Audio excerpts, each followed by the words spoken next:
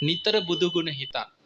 දැන් ඔබට ගිහි ජීවිතය තුළ ඔබ ඉන්න තැන ඉඳන් මේ රස්සාවල් කරගෙන දරුවෝ ඒ ප්‍රශ්න මේ යුතුයකම් මේ හැම දෙයක්ම අතර කොහොමද අපි ඉස්සරහට යන්නේ මෙතනින්?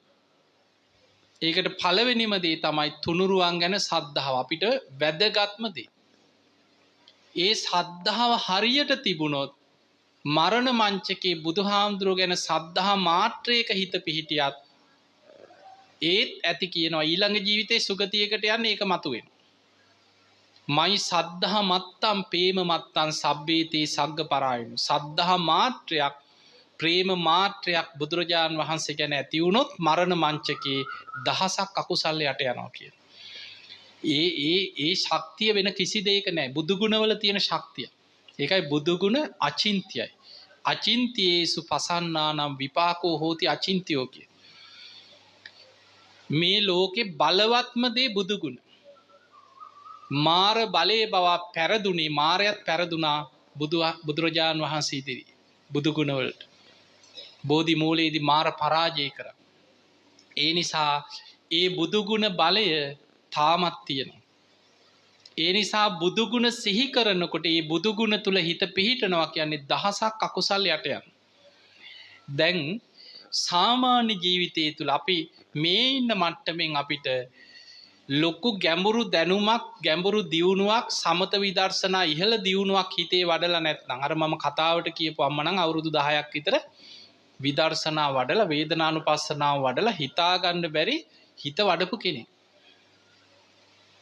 හැබැයි එහෙම නැතුව නිකම් පින්කම් කරනවා අපි බෝධි පූජා තියෙනවා අපි චෛත්‍ය වඳිනවා අපිට සද්ධාව තියෙනවා අපි නිතර බුදු ගුණ හිතනවා. මේ මට්ටමේ ඉන්න කෙනෙකුට නම් බලවත්ම දේ බුදු ගුණ සිහි කරලා දෙන්න. අපිත් අපේ ඉන්න ගොඩක් ස්වාමීන් වහන්සේලාට නිතර අමාරු වෙනකොට බුදු ගුණවල තමයි හිත පිහිටවන්නේ. ඒ සැනින් යම් අකුසලයක් මතුවෙන්න තියෙනවා නම් අර බුදු ගුණ සිහි කරනකොට අකුසල් ටික යට ගිහිලා බුදු ගුණේ හිත පිහිටන ශක්තිය වැඩි. ඒ නිසා තුනුරුවන් ගැන සද්ධාව නිතර පුරුදු කරලා බලවත් කරන්න. දෙවැනි එක තමයි සීලය. කවදා කොතන කොයි මොහොතේ මරුණා සුගතියකට හිත හදාගන්න තියෙන බලවත්ම දේ දෙවැනි එක සීලය. හැබැයි සීලය තුල මතක තියාගන්න ආර්යකාන්ත සීලයක් හැටියට දිවිහිමියෙන් සීලය රැකෙන්නේ කාටද? සෝවාන් කෙනාට. සාමාන්‍ය කෙනාගේ අතින් ශික්ෂාපද බිඳෙනවා කැඩෙනවා. හැබැයි ඒ කැඩුණා කියලා එයා ආයතින් සංවරේ පිහිටලා නැවත නැවත අඩුපාඩු හදාගෙන ධර්මයේ පැත්තට යන්න ගන්න උත්සාහයයි වැදගත්. ඒ කියන්නේ මේ වගේ දෙයක්. දැන් අපි ගමු අපේ අතින් වැරද්දක් වුණා. පන්සිල් කැඩුණා.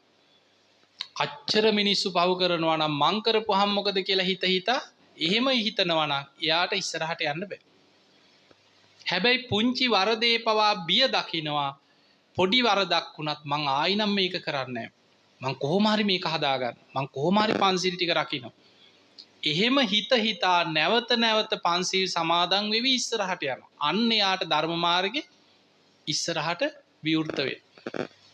ඒ නිසා යම් දවසක සීලේක පිහිටලා ධර්ම මාර්ගේ ඉස්සරහට පටන් ගත්තද බුදුහාඳුරු පෙන්නනවා වලාකුලින් මිදිච්ච පුන්සඳ වගේ එතන ඉඳන් ජීවිතේ ධර්මයේ පැත්තට බැබලෙනවා කිය.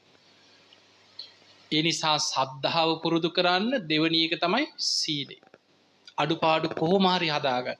එක තැනක බුදුහාඳුරු පෙන්නනවා සමහර අය ඉන්න උපතින්ම කෙලෙස් බලවත්. ඒ අයට සිල් රකින්නවා කියන්නේ ලේසි දෙයක් නෙමෙයි. හැබැයි විකල්පයක් නැහැ. අඬා හරි සිල් රකින්න කියන. ඒත් ප්‍රතිඵල ලැබෙනවා කියන. ඒ නිසා කොහොම හරි අඩුපාඩු ටික හදාගන්න. තුන්වෙනි එක සුත. සුත කියන්නේ දහම් දැනුම. නිතර බණහන්. අද ඒ වාග්ය අපිට පුදුම විදිහට තියෙනවා. මේ යුගයේ මේ දශක දෙකේ අපි බොහොම වාසනාවන්තයි.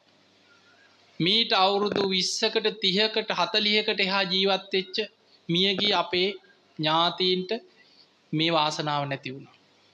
ඒ අයට මෙහෙම බණ අහන්න තිබ්බේ නැහැ.